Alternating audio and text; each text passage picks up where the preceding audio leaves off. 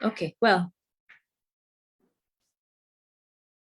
good afternoon, everyone, and welcome to this afternoon's discussion hosted by the Global South Coalition for Dignified Menstruation. And thank you very much to Radha for inviting myself and Professor Bhimani to have this discussion this afternoon. I'm Farah Ahamed. I'm the editor of Period Matters, an anthology that was published last year by Macmillan, India, and it carries 40 different perspectives on how menstruation is experienced or imagined across the region. It includes a range of perspectives from academics, from artists, from novelists. It includes interviews, essays, artwork, short fiction, poetry.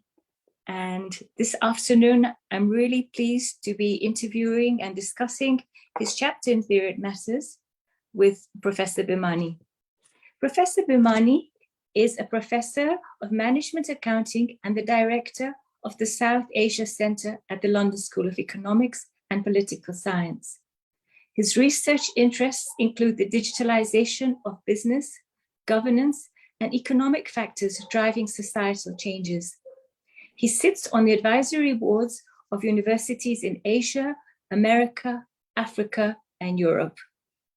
So we're really pleased to be having him this afternoon, and he'll be discussing his chapter, which is called Digitizing Menstruation. Now, his chapter in Period Matters looks at how digital period trackers are regarded as addressing issues of period cleanliness and the need for personal space whilst gendering greater self-understanding for menstruators. In other words, creating a more dignified experience of menstruation. However, Professor Bhimani argues that though PTAs, or period tracking apps, as they're called, are presented as helping to address the stigma around periods and make it a more dignified menstruation experience and create a digital space which is supposedly more liberating, educational, and private, period tracking apps, in fact, silently extend norms of period management tied to wider political, social, and economic ambitions. So a very good afternoon to you, Professor Bhimani, and welcome to the platform. Thanks very much. Lovely to be here. You'll see that I also have a copy of this great book, but also my thanks to the host, Dignified Menstruation, for inviting me. It's great work that you've been doing, and it really is an honor to be here. So thank you. Great. Thank you for making the time to be with us this afternoon. Now, I'd like to start by asking you, how does an accounting professor become interested in digitization? Could you tell us a little bit about your background, area, and research experience? I remember when I first approached you to write about period tracking apps, you immediately responded saying that you'd be interested in writing for Period Matters. So could you please give us a background? Sure, absolutely. So it may sound it's a very odd thing for a professor to be to have an interest in. But if we go back a little bit, my academic career really started in an analog world where there were very computers around, there were a few desktops, and we were coming to grips with that. If we look at my area, accounting, it really started off initially being about the collection of information. So information is what I do. Some of the earliest records of information to assist in trading actually date not very far from where you are, Kenya. They were discovered as a bones, they call them Ishengo bones, discovered in Uganda. And they're about 20,000 years old. And these bones basically had markings that would help traders to keep track of what they had traded, what they were owed, what they had supplied, and so on. So it goes back about 20,000 years. Those are pretty much the first record-keeping devices that we have. If we fast forward then, about 500 years ago, we had a great Italian individual who postulated the idea of double entry bookkeeping, which most of us have heard about. And that again is a fairly sophisticated way for traders to keep their accounts and to remember things and codify things. If we then sort of move forward, it kind of really gets very interesting. It was only in 1958 that the idea of business intelligence came about. And business intelligence is really about taking different sets of information, putting them together in order to make decisions. And as I'll come to later on during our conversation, this is exactly what PTAs do, period tracking apps. It brings together a collective of information to allow individuals to make certain types of decisions. But this was sort of 1950s. And it wasn't really at the turn of the century that we start to see the big data being used. And really, between 1980 and 2000 was a big transformational period in which the whole world moved away from information that was in analog form to information that became digitized. And that, I think, is probably one of the most transformational elements in the history of business, but also its impact on how we live, how we experience things, how we shop, how we interact with one another. So I think what we've witnessed in the past 20 odd years is a change in the basis of information that has had the greatest impact on our lives that we've ever undergone. So this is one area of interest. It's about information for decision making and taking different bits of information, putting them together in order to say something about what we should be doing. And that's sort of an area that I'm interested in. But in addition to that, and that can be cast into some notion of what accounting is about, helping decision makers using data to continue to make decisions.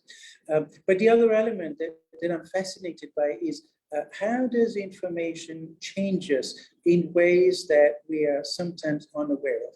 So how do we unconsciously change our being and our values and the basis on which we decide things and we act and we behave?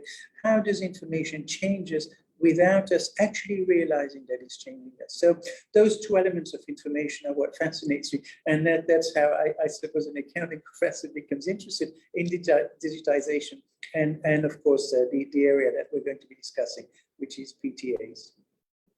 Yeah, thank you for that very interesting background. It's fascinating to see how data was being collected so many years ago and how it evolved over the last centuries. But what makes it more interesting for our discussion this afternoon is how the data that we're going to be talking about is personal, intimate data. We're talking about female bodies or menstruators' bodies and the data that's been collected from them and how that's being monetized and how that has more sinister political and social implications. Not just for society at large, but also for the users of the apps. But I'll let you, we'll get into that a little bit later on in the conversation. But I'd like you first to please give us a background on the current scenario of femtech, the global investments, what does it look like in the South Asian context? Just a brief background on femtech before we actually get into the specifics of period tracking apps, menopause tracking apps, and their consequences. Okay, thank you for that. Femtech itself is a relatively recent word. It was coined, in fact, exactly 10 years ago by an entrepreneur, a woman founder, in fact, of an app, a PTA, that we're going to be discussing, Clue. So she basically coined that word, but it really refers to the use of technology to assist women and empower them to take their well-being into their own hands. So that is essentially what femtech is about. 10 years ago, it was a relatively small industry, approximately 150 million US dollars. Today, it's grown to approximately 20 billion US dollars. In the next 4 to 5 years, it'll reach $100 billion. So it is a massive industry. it is growing at an incredible 15% pace every year. So clearly, when you're talking about those sorts of figures, then you're going to have business being attracted to an area of extreme growth. Now, there are good reasons for that growth. On the one hand, we might sort of suggest that women, first of all, are more adept and more inclined to look at health issues than men, much, much more so. And that's been the case for many, many years. Now, if we look at femtech specifically, approximately 40% of femtech products relate to, in a sense, reproduction, the health and well-being of the family as opposed to just the woman. But then, aside from that, femtech encompasses all sorts of other things. For instance, sports trackers, looking at how many steps you're taking a day, finding out what your blood pressure is, what your weight is, if you have certain aspirations and how you reach those aspirations and so on. Approximately 15% of that whole market is in fact menstrual related products. So that is really sort of what we're talking about. But 15% of a very, very big market, which itself is growing at a rate of 15%, is absolutely massive. So it is a very, very big space within which business is developing. Today, there are approximately 2,000 startups in the femtech industry. They're growing by the day. If we look at where the money is, where the action is, where the startups are, about 50% are in the US, approximately 25% are in Europe, about 3 to 4% are based in India. But if we take that into context, it becomes really quite interesting for South Asia. South Asia has about a quarter of the world's population, but it only has about 1% of the investments that are made in femtech. So if you look at that, you'll see a lopsidedness that is probably unlikely to change anytime soon, certainly not in the next 5 to 10 years as that market grows. So that lopsidedness is going to build in inequities globally in terms of where the femtech moneymakers are and who the femtech users are. And that in itself is really a fascinating area to be looking at. I think that, if we talk about, the colonization of South Asian countries starting about 300 years ago, mainly by the Brits, but other countries as well, I think we've entered a realm of colonization that is much more digital colonization, where I think we're going to see more femtech products processing data from countries that are highly populated. So getting the local data, processing it elsewhere, and then selling that data back in those localities. And so, you can see that there's going to be certain movements that will not just replicate the disbalances that we've seen in the past economically, but probably accelerate those disbalances. So that I suppose is one way of capturing where the femtech industry is growing, and we can get into later on why it is growing so fast. But there are certain elements that I think we should be at least concerned about in South Asian countries. Well, that sounds very frightening, because if you talk about it in abstract terms, it sounds fine theoretically, but the implications for women's bodies being colonized and their data from their bodies being colonized and used again sounds terrifying, actually. Absolutely. Yeah, and especially if you say that such a small investment is being made by femtech investors in South Asia, and yet the data that they expect to mine from these countries and these regions in the coming decades, that's But could you tell just to add to that, I think it's an economic reconstitution of the globe that is going on through digital technologies, not femtech, but very, very many other technologies. So it's got to be borne in mind, and we'll discuss this, that there are many advantages. That's why it's a growth market. So women may see it very positively in that, and we'll talk about that later on, in that it is, at least to some extent, a free product that is very, very helpful. But the point is that from a commercial angle, there are reasons for that growth, and you have to provide some element of satisfaction and customer delight, sometimes free of charge, in order to enable that growth. So the disparities perhaps are more economic than, in a sense, social, but certainly that's something that we need to explore. Yeah, but maybe this is a good point to interrupt you and to ask you to explain to our listeners, what exactly are period tracking apps? What exactly are digital trackers? So, because some of our listeners may not be using them or may not be familiar with them yet.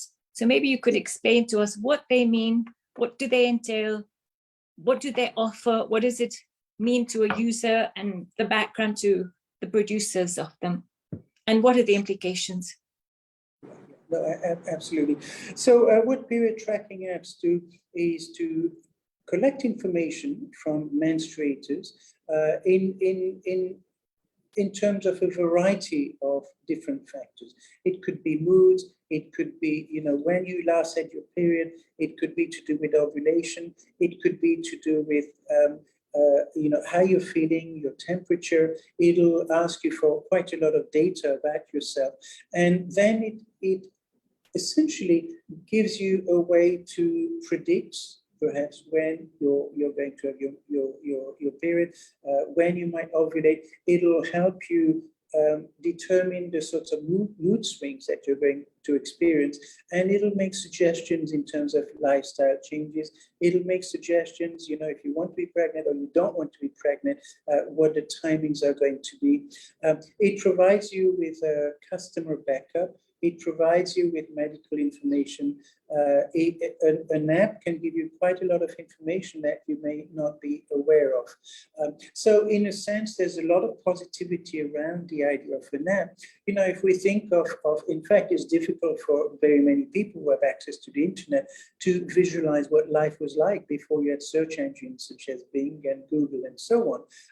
That's the go-to place for most people to get information on almost anything that exists on the planet. And I think that access to information is actually enriching the lives of very many women. So a PTA is attempting to do that by providing a basis for predicting what might happen during the month, providing you with information as to how you might change your lifestyle or your decisions. So, it comes back to this idea that I mentioned earlier about business intelligence. A scientist at IBM had first coined the word business intelligence, where you're taking data and then you're using that data to make decisions. The app is actually no different for the menstruator. A lot of information is collated, and then it's given back to the menstruator in terms of possibilities for change, for decisions that the person they want to be making. And typically, it would be very easy for a menstruator using an app to say, oh, I've tried this, but it really doesn't work.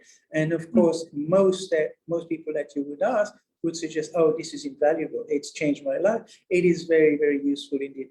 So obviously, there is a positive comeback to the menstruator.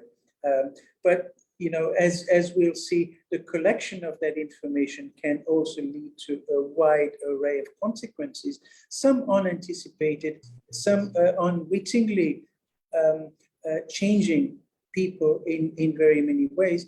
And then there's all sorts of other wider repercussions, which are both personal and political. So we can also get into that. But if we capsize the idea of PTAs, there's at least 10 products that are fast gaining market share. And those 10 products seemingly are providing women, especially, but menstruators at large, an element of satisfaction in terms of the information that they're provided. What they're trading may not be that apparent, and they are trading something for that information.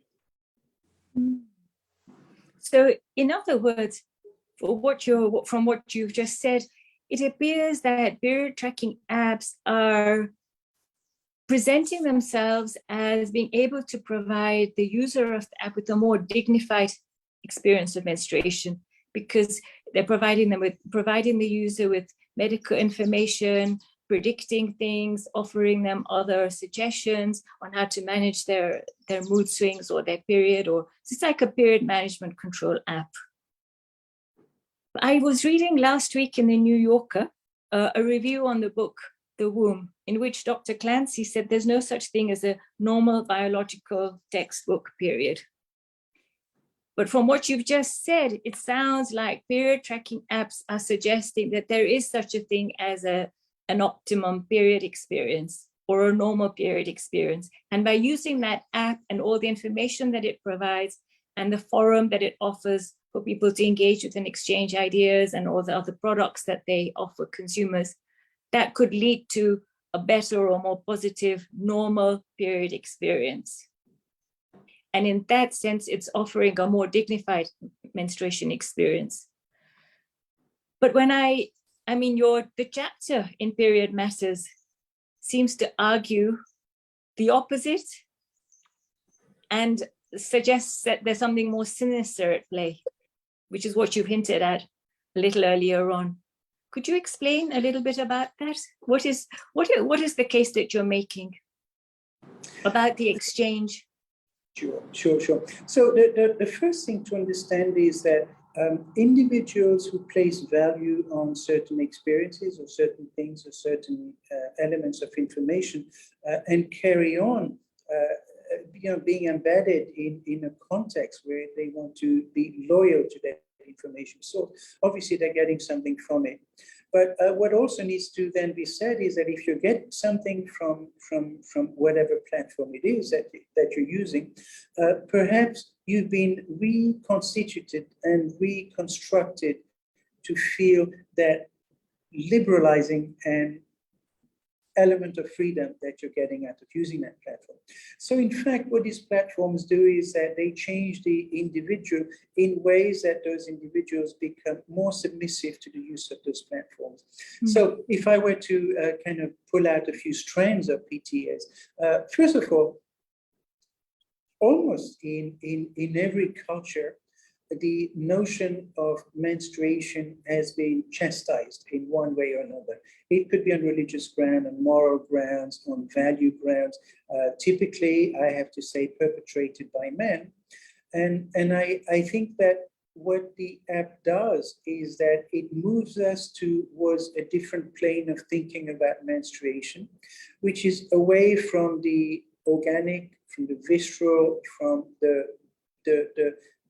bodily attachments and the personalized feeling and sensing of what a period might be. And it moves us away from that, and it sort of, in a sense, decontextualizes it by making it more algorithmic and more mathematical.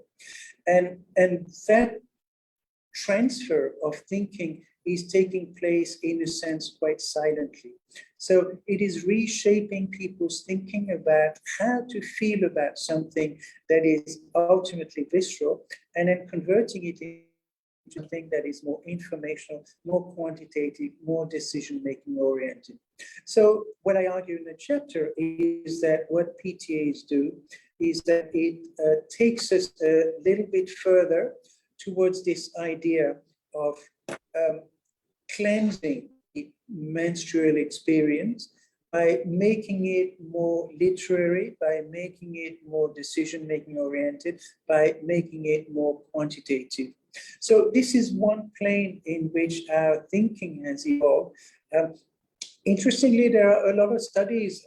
Today, the idea of immigration and the idea of people from lesser developed countries who have a different language system, a different educational system, different cultural mores, and so on, moving to a Western country, have to be, in a sense, taught how to become more quantitative and structured information oriented.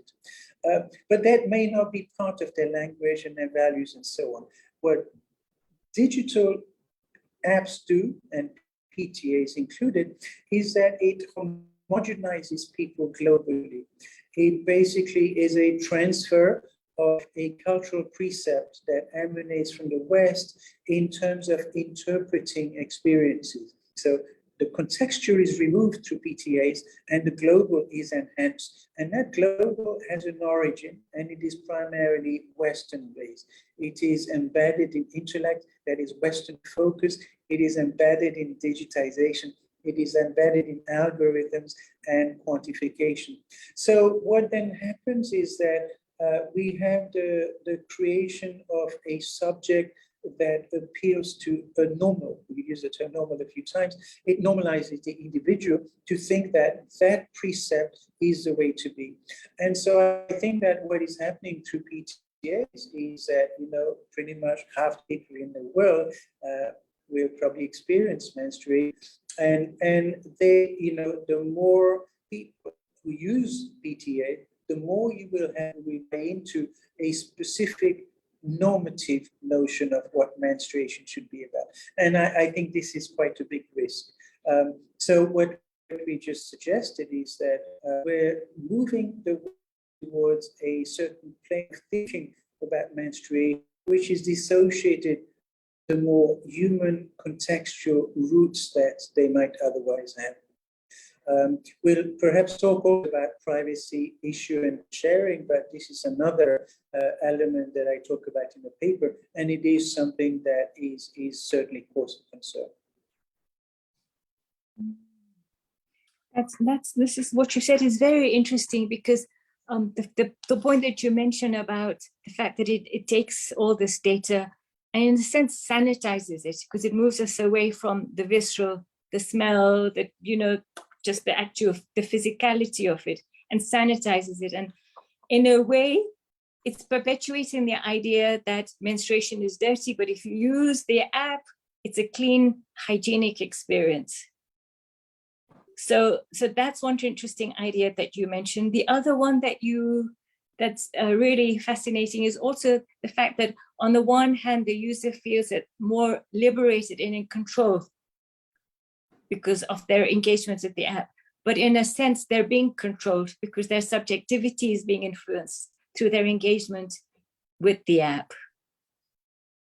And the third point also is really interesting what you say about the homogenization, because in a way, it's making the menstruation experience exclusive rather than more inclusive, because if it's based on a Western precept or a Western intellectual idea of what the normal biological experience of menstruation should appear like or should be experienced, then that's making it less inclusive and homogenizing it, which is actually moving away from the way we want the conversation around menstruation to be going. We want it to be as wide and as open and as subjective as possible. Every individual should be allowed to experience menstruation in their own way or imagine it in their own way, and there's no one normal way of experiencing it. But you mentioned also that there are more sinister implications of the data that's being mined and the data that's being extracted from the users. So what was the second part of your argument? So if we go back to the data collection, data is collected from the menstruator using the app, and information is then presented in a seemingly highly personalized form that is very specific to that individual. But that personalized form is within the parameters of what should be rather than what actually is for that individual. So this was the argument that it homogenizes and makes natural of an experience that is actually a normative experience in some parts of the world, but not necessarily across the world. So this was certainly one argument. But then how does that take place, which comes back to that question of data. So what a PTA will do is to collect information. If we, for instance, if we look at Flow, which is perhaps the most successful app to date, It has approximately 3 million users. That's been 3 million downloads of that app. My niece is a user as well. My niece uses Flow as well. So she's one of the 3 million. And that app is basically generating revenues of approximately 6 million a month right now. Goodness. And I'll come back to this, but the second most successful app has less than 10% of that market, and there's 2 or 3 of those, and then the others have perhaps 1% of that. So we'll come back to that perhaps later on if we have time, that operating in a digital economy means that you have to offer a product that is very valuable to the user. And this comes back to data collection and privacy. The way that you create an app that is highly successful is for that app to have a lot of downloads, a lot of eyeballs, as it were. And the more data you collect, the more you understand, the greater insight you have about the menstrual experience. And that then gets personalized in terms of, how that person is feeling, what specific data that they've put into the app and so on. And it sort of offers a more personalized view, which is actually based on a very wide number of data points. And so what then happens is that, and most apps actually will tell you very specifically, the more information you provide, the greater degree of personalization. So in a sense, it is luring the app user to provide even more data than they may otherwise be willing to, because it'll be a better experience for them. The greater the data collection, the greater the big data that the organization has to identify associations and correlations and to continue to provide greater input to each user. So the greater the number of users, the more big data you have. The more big data you have, the more personalized the experience that the menstruator feels, which then sort of provides more data from that menstruator, but it also, through word of mouth and publicizing and so on, it also increases the pool of menstruators using that specific app. So what you end up having is what some, in the digital economy space would refer to as network effects. The more users you have, the greater the number of users you're going to have because you're collecting even more data. And once that loop gets going, it becomes bigger and bigger and faster, and you get to a kind of a snowball effect where that snowball gets bigger and bigger and bigger as it goes down the mountain, and no other organization can catch up with it. So the collection of data is critical to the monetizing of the app through users' data. And it is absolutely, so get big fast is a strong element in investors' appeal towards certain founders who will say that I can get there faster than anyone else because of the specific features of the app. But what is often then left unaccounted for is what is done with that data. And there's been cases, for instance, where the data from an app was in fact linked to Facebook, and the menstruators using the app were trying to get to a stage where they could conceive, and that information was relayed to Facebook, and it became public information. That you would say is probably against every element of human communication that we would want to ever see, but this has happened already. Beyond that, you have no idea exactly what you're signing up to. If you look at, let's say, Flow, and there are 3 million downloads, it would be very interesting to ask these menstruators using that app, did they actually read the fine print before they accepted to be part of that app on that platform? Chances are it's probably less than 1% who will actually read through that. It is to a degree in legalistic language as well, so it's difficult to understand. So, I mean, how many of us use Google, and how many of us really kind of read, what the terms are for using Google search engine? It's the same with apps. So the point is that the information that is collected, no doubt, is providing a more personalized experience, but it is, as we've said before, a more normalized experience as well. And in addition to that, you do not have entire controls over how much of that information is kept private. And privacy of information is a huge deal.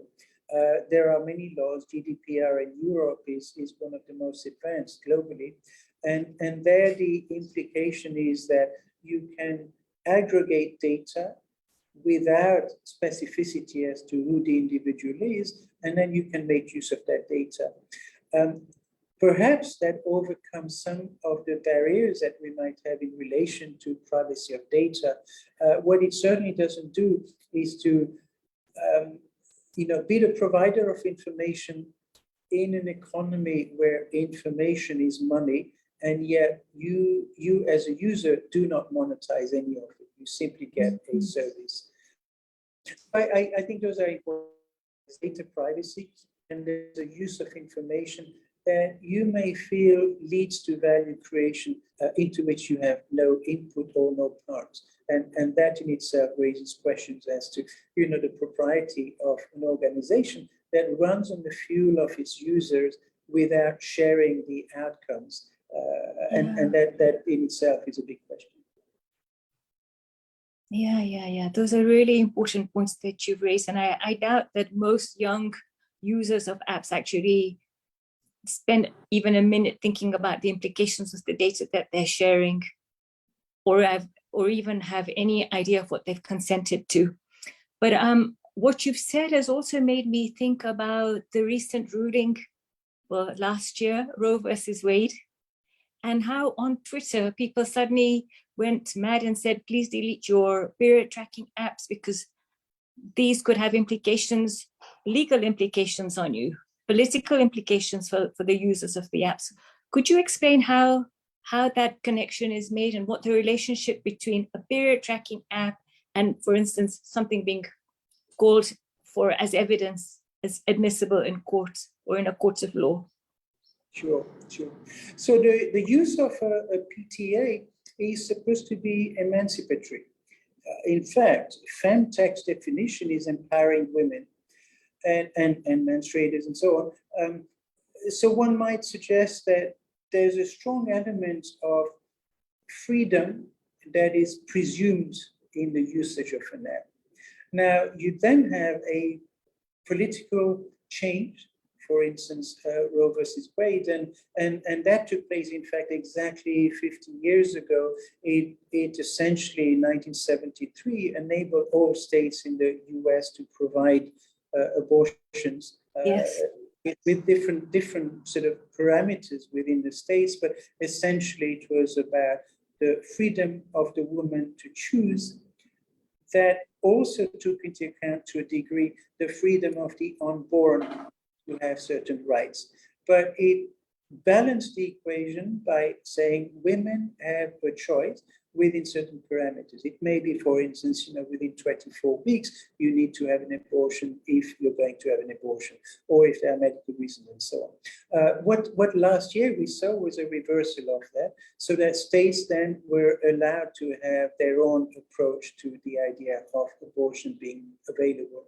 You had states that had anticipated the overturning of Roe versus Wade, and they had already had trigger laws and regulations prior to that judgment being made public, where they just had to push a button and say, these are the new rules under which abortions can take place. You have, I think on last count, we have 19 states in the US that severely limit access to abortions, only under very, very specific circumstances. You can perhaps have an abortion in the first 5 or 6 weeks. The moment you're able to hear the embryo's heartbeats, then that's disallowed. You have states where it is, no matter what, it is completely illegal to have an abortion. You have some states now that will only allow it in the case of incest or rape, or if the woman is endangered to having that fetus. So you have extremes. And if you look at some states, they are quite liberal. Others, especially in the south of the US, are not liberal at all. If you look at Texas, for instance, Texas is one of the states where, even if you do not know the person, if you find that that person is seeking an abortion, you can basically take them to court, and you may be in for a $10,000 reward. So you now have abortion bounty hunters who will try and tease out. And when you have digital apps, then working out who is using those apps, where they happen to be, what they happen to be doing, what they're looking at online. You look at, for instance, 3 or 4 searches under abortion, you're looking at the app. If you have access to the data, you can work out whether an ovulation has taken place, basically the changes in the most intimate elements of a woman's body. If that becomes accessible to a bounty hunter, effectively, then you have an interesting system, which is very American. America is a land where PTAs emerged. It has the most number of startups in PTAs, and yet it is also the land that is perhaps most surveillance-based. It is patrolling the idea of the woman not having the right to choose. And in that sort of context, you have to ask yourself, is the PTA usage actually endangering your life? Is it you could go to prison for very many years. A doctor or an individual who performs an abortion can be jailed for 10 years. They can face a very, very heavy fine. They can be barred from the medical profession. So the point is that no individual would want to be so open about even whatever their beliefs are. If we think of the US as being a very democratic country, then it is also perhaps the least democratic of countries. But what this has ended up doing is to have a lot of individuals who are seeking an abortion. They tend to be the most poor of individuals. So the least able to travel to states where an abortion can be procured. And yet they're the individuals that are most highly penalized for a change in the law when they're trying to use a PTA, which actually enhances a notion of freedom that they have about having a child or not. So it is a complex environment where the personal, the legal, and the digital gets intertwined, and the outcomes can really limit people's freedoms in ways that were, one, unanticipated, but two, being the antithesis of what the app was trying to do in the first place. You've explained it so beautifully. Thank you for explaining it step by step. And I think it becomes more and more clear how sinister these applications can be if we don't think through them carefully. You mentioned the legal, the digital, and biological, all of these coming together. But there's also the political aspect of it. So, and you mentioned southern states in the US, and for instance, recently in Florida, it was decided that children at school of a certain age should no longer have access to reproductive health until they reach their teens. So the state is now controlling what information around reproductive health should be disseminated and when. Yeah, and absolutely. Would you like to elaborate on that aspect a little bit? Absolutely. So if we think about the world having entered an information economy, this took place around 1960s. And we entered this information economy, and the idea is that we increase the extent to which we make decisions on the basis of information that we can access. And that was a major turning point the last century for the world. Today, I think we've transitioned away from an information economy towards a data economy. And data has very many complexities. Interestingly, I think, in times bygone, the idea was that wisdom came from religion, and it came from customs and history and certain antecedents. And that transitioned into an information-based world the last century. Now we've kind of gone to a data-based world. And we think of data as ultimately culminating information, which then becomes knowledge and wisdom. We've actually kind of gone the other direction. So this is really fascinating in terms of the politics of the situation. Information is power, and the information that we access, educational curriculums and syllabi themselves are often expunged of history in order to get the population to think in ways that they otherwise might not. I think it's exactly the same in terms of the Florida instance that you described. But if we go back to the idea of politics, liberalism, and the law, if we look at South Asian countries, in India, you're allowed to have an abortion, but there have to be specific circumstances under which you can. But generally, you can procure an abortion. There are certain limits that are placed on that.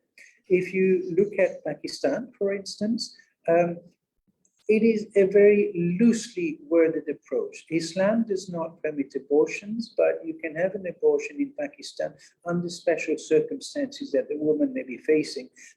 That has not been clarified. So some doctors will find ways to say, you know, the woman is at risk or the fetus is at risk and so on. But in most instances, they'll just shy away from procuring abortions.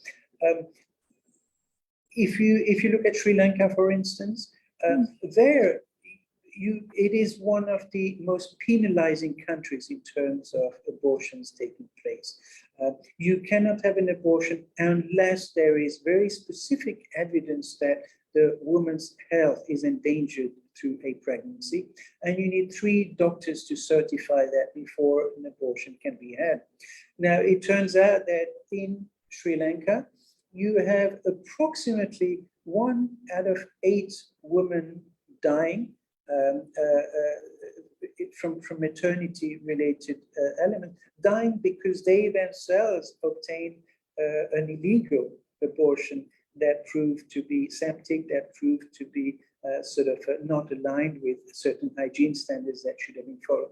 So interestingly, you know, it's a country where the woman's health is posited as not allowing abortions, and yet it's that very not allowing of abortions that leads to the greatest number of deaths in women that are having babies. So this is very sad indeed. If we take Nepal, for instance, much more advanced. So, you know, 2018, you had a law that basically allows abortions, and you can go up to 24 weeks, I think it is. So a much more liberal environment that places the freedom on the woman to make choices. But within South Asia, you have so many factors. You have political factors, you have legal factors, you have technological factors and medical factors, all being intertwined in producing outcomes that are inimical in very many cases to the woman's agency in making choices that are better for her health, better for the child's health, better for the family, the community, and the country. So, you know, there are forces at play, I think, that are inimical to the idea that, you know, we're progressing, we're moving forward, you know, as a global population. And, you know, we've just talked about South Asia. The situation, I don't think, is any better in the US. Thank you. All the issues that you've raised go to the heart of what dignified menstruation, or the dignity of the menstruator, is about: agency, her good health, her mental health, her well-being. There's so much that can be said, but I'd like to shift the conversation a little bit away from periods and abortion and women's agency around that to moving along the spectrum of menstruation to the menopause experience. Now, recently, there's been an increased awareness about menopause and the management of its symptoms using apps. Some common popular apps are Peanut, Health and Her Menopause, Femilog, Isiva, and Balance. And just like period tracking apps, Balance claims to be personalized and displays medically approved content based on the user's goals, symptoms, interests, and previous interactions. And as you mentioned, as other period tracking apps are, Balance also claims it is safe, accredited, compliant, and trusted. Similarly, another app, My Sister, is a perimenopause app. Now, you talked about the sinister implications of period tracking apps, but should menopause users or menopausal women like myself using these apps be nervous or be aware about anything about these tracking apps? I think that's a very good question, and you know, it's inevitable that if we're talking about menstruation and the onset of it, then we have to talk about when it's the dawn of the menstruation in a woman's life or menstruator's life, and then you move on to menopause. And so, where there is a change, there is a commercial opportunity, and this is exactly what is happening. So you've identified, you know, a few of the apps in that space. You know, if we talk about 1.8 billion women menstruating globally today, then it's about 1 billion women who are going through perimenopause. Really? Wow, yes, true. It's a massive market. It's 1/8 of the global population, and half of the global is likely to experience perimenopause or menopause. So that represents a massive market, and why should it be left unserviced? So this is a key question. So what do menopause apps do? Well, you know, they will provide the same level of service that PTAs attempt to do. For instance, a recording of symptoms, hot flashes, you know, fever, feeling despondent, having, you know, sweaty nights, for instance, feeling very hot, not feeling too well. Interestingly, if we look at the number of women at work, 1 out of 10 women at work is undergoing perimenopause or menopause. So 1 out of 10, and yet it is, you know, it is a symptom that all women go through at that sort of age, but it is one that is left silent. And I think what is apps try to do, what is apps try to do, in fact, not differently from PTAs, is that, you know, it provides an outlet for conversations around things that have been seen as being unspeakable and, you know, not to be shared externally. So I think what these apps do is to provide a platform that collects information just like PTAs, but that information then provides a certain service. It'll tell the woman the sorts of things that she's experiencing and why, what to do about those things. It could be that, you know, you look at HRT treatment. It may be that you look at certain foods, certain exercises. It might as a pattern of, for instance, meditation. You know, what to drink, what to eat, and so on. I think the positive elements of these apps is also that you tend to have chat rooms with other women undergoing the same sorts of things. So it connects you with others that may be feeling the same sorts of things. Some of those apps also are backed by medical advisors and medical assistants, and you know, you have sort of proper advice. There's always the issue that if you're in a chat room, you know, it's like collecting information about something on the internet. A lot of it is kind of fake information, it's fake news, it's things that you should not be listening to, and so on. You know, I think there's positivity to the use of menopause apps, but it also suffers from all things we've said about PTAs. Okay. The privacy of information, the collection of information. Is the government concerned about the number of women entering menopause and therefore productivity potentially going down? And what sort of measures you put into place? How do you deal with hiring elements? Should you prefer a man in their 40s or late 40s as opposed to a woman to engage in certain functions that require utmost concentration and so on? So productivity-wise, I think there are other elements that maybe haven't yet kicked in, but they will. as a market, it is a massive market. We're talking about 80 to 100 billion for the PTA market in 4 to 5 years. We're talking about a $25 billion US market in the next 5-6 years for menopause. Wow. There is no market leader yet. I don't think that's going to last very long.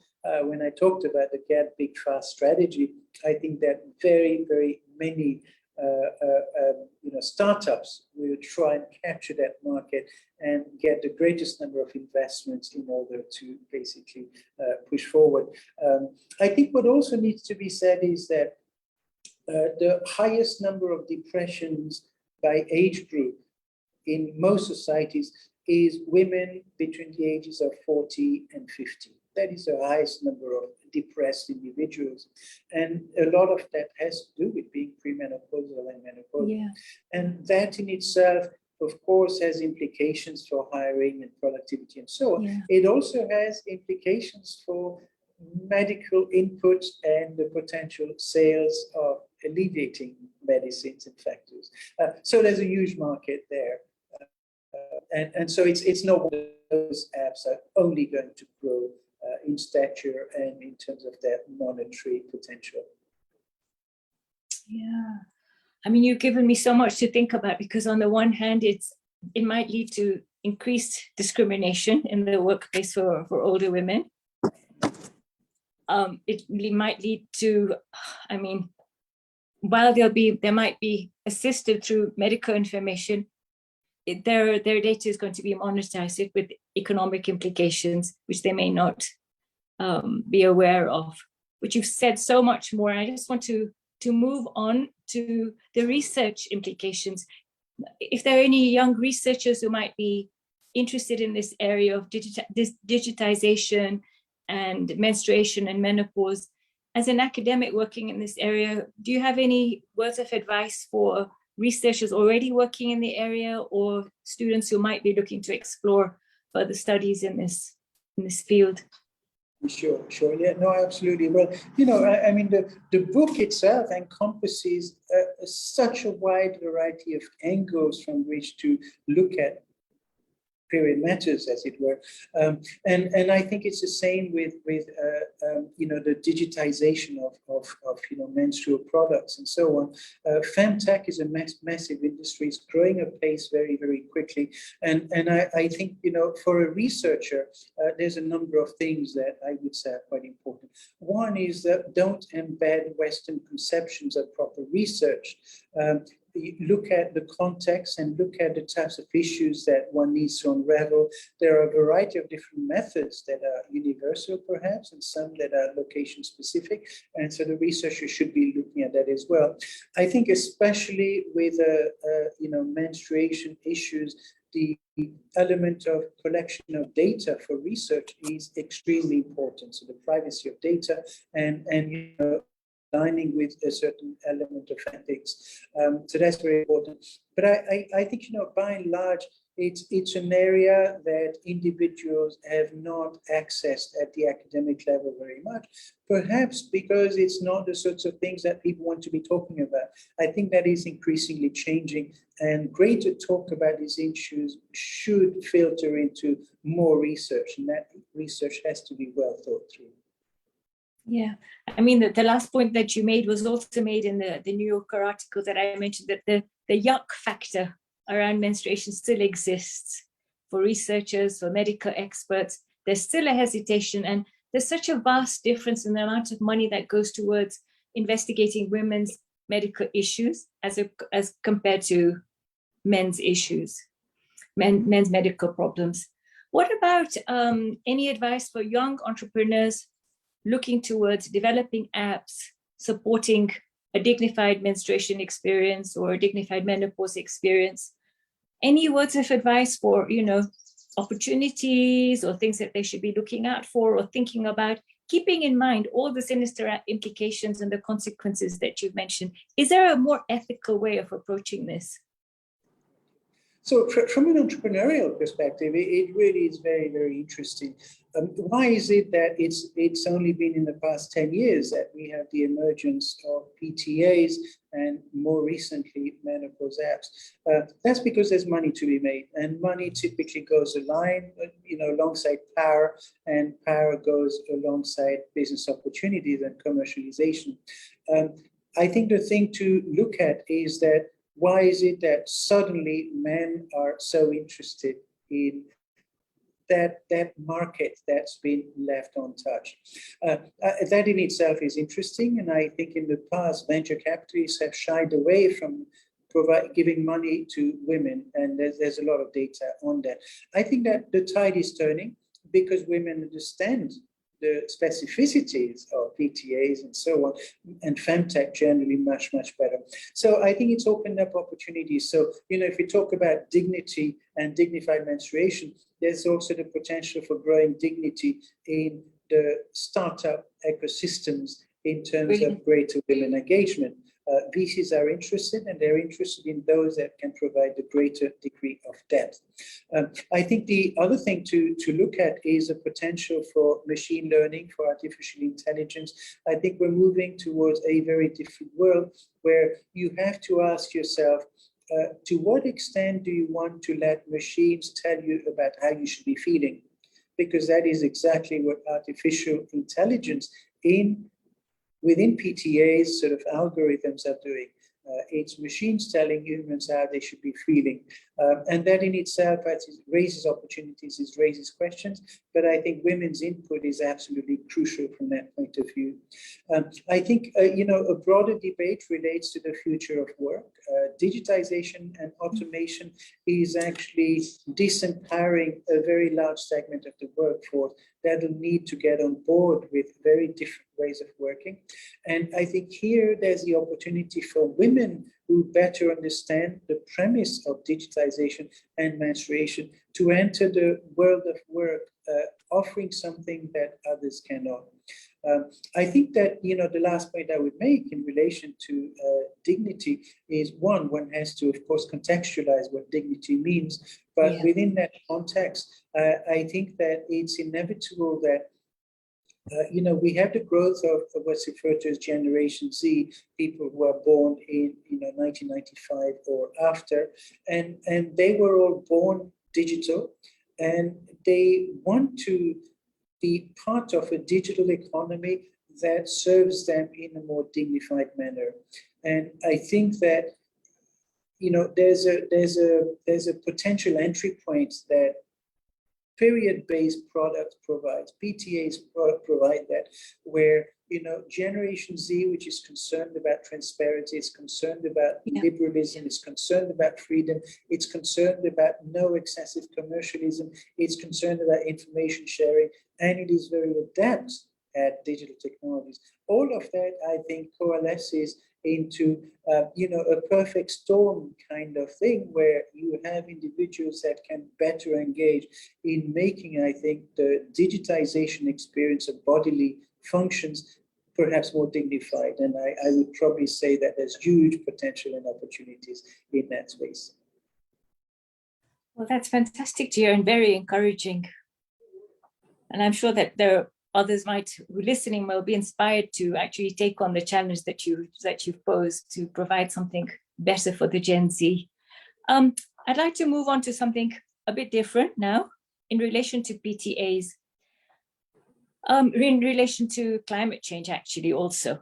So there are statistics to show that by 2050, 216 million people will be displaced globally, and there'll be refugees around the world. And they'll be affected by clean water, sanitation, no menstrual products, overheating, and 80% of this 216 million will be displaced women. So 80% of 216 million climate change refugees will be women. And of course, their right to freedom of movement, access to resources, involvement in decision-making will be restricted because of their situation. And 14% more women are likely to die than men. Do you see any relationship between period tracking apps and climate change or climate tracking apps? And is there a crossover, or is there any opportunity there to assist menstruators as we move forward in having a more dignified experience? I'm just trying to think of digital crossovers, and if you see that there's an opportunity there. Could you explain, please? Yeah, no, absolutely. I think that's a very, very important question. Ultimately, what digitization has done is that it's moved us away from linear relationships in what we see towards multilateral relationships. So the potential of an app to basically tie into the Internet of Things, to tie into other digital spaces, including climate change, is a very easy thing to do. You simply need to code it in. And so if you're talking about a period app that takes into account not just the issues of the person and what is known about menstruation, but also issues of temperature, climate change, the weather, potential floods,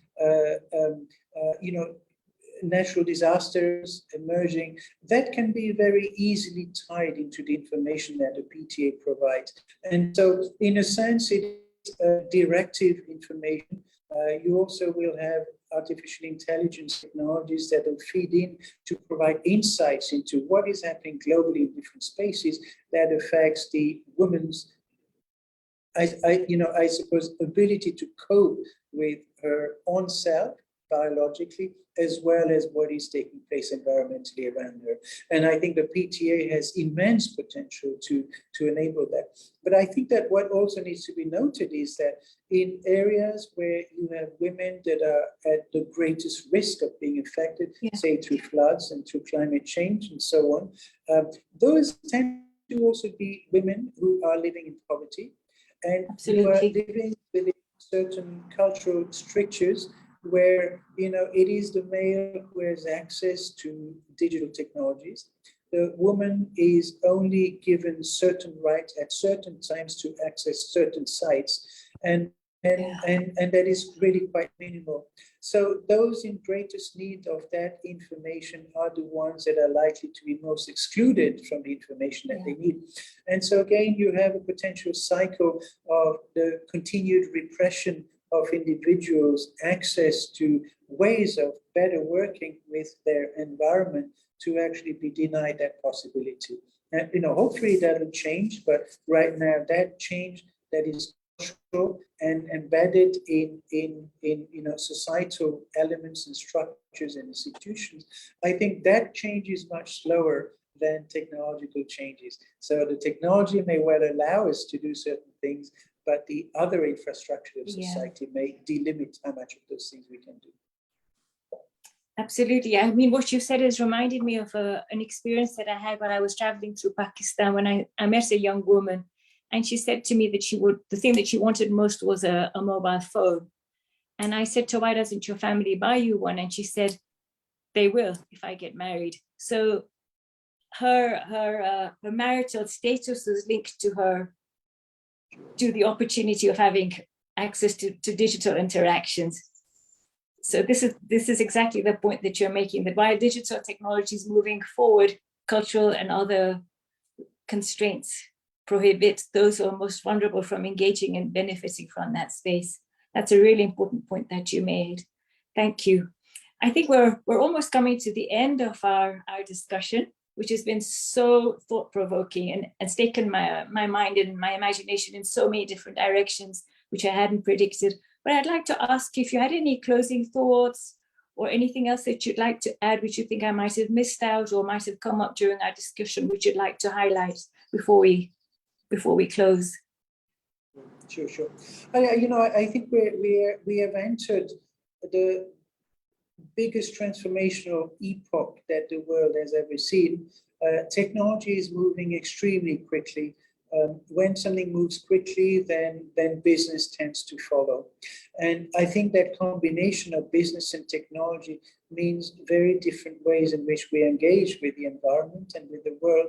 And it means that certain individuals will be left out of the equation and others will gain from it. And we are moving into a world that is really about inequities. That is a history of the world. There's never been in the history of humankind a continuous space where there is balance. And I don't think that we're going to reach that space, but at least looking for that sort of balance through endeavors such as dignified menstruation and others, I think those pockets of resistance against inequities are extremely important for us to adhere to celebrate and to honor. So I think, my advice to anyone looking at technology, business, and human issues ought to put first and foremost, what is the impact on people's lives, and is that impact going to be positive? The complexities are growing, so unraveling that becomes even more difficult. But I think that there's deep thought and cogitation that's needed around those sorts of issues to at least find elements and spaces in the world where we see positive possibilities for growth in terms of how humans interact with technology and how their lives can be better shaped without the traditional kind of commercial interests at play, which in a sense inhibits achieving those elements of maybe neutrality in terms of what is good for humans, what is good for society, is something that needs deep thinking. But now is the time to do it, because the transformation is taking place at a very, very fast speed. And I think that speed is accelerating. So now is the time to act for anyone who cares about the globe and the people in it and their experiences. Thank you, Professor Bhimani. Before we close, I'll just check if there are any questions from